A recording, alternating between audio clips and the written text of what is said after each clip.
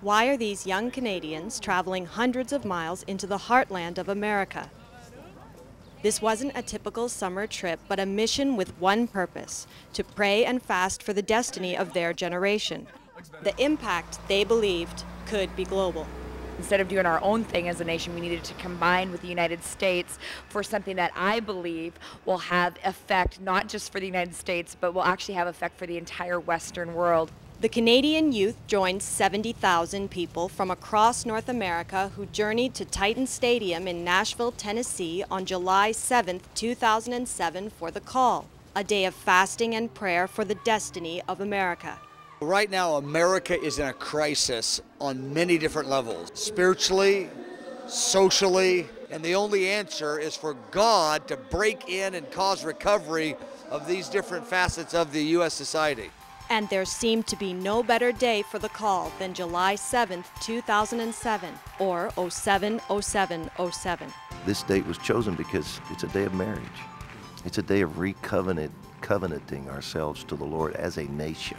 And the significance is that 7 is a number of covenant in Scripture. In 1967, 40 years ago, what was labeled by the media the Summer of Love, where 100,000 young people gathered in San Francisco with a new boldness for immorality, a new boldness for rebellion and false religions. It's 40 years later, and so now we're coming before the Lord saying, Lord, reverse the trend of America. 40 is a biblical number, and so it's very symbolic that the Lord would say 40 years are up, and it's now time, if you will, to return to me. Right now, pastors and youth pastors from all over the nation, I'm standing and kneel before God and begin to ask forgiveness. Prayer and fasting is the God-ordained means to call God on the scene. I mean, God could skip the prayer and fasting dimension, but He wants to do it through relationship with His people. With a solemn pledge, the masses of youth committed their generation to God. By your grace, we return to you. And we bring this nation, America, back into covenant with you.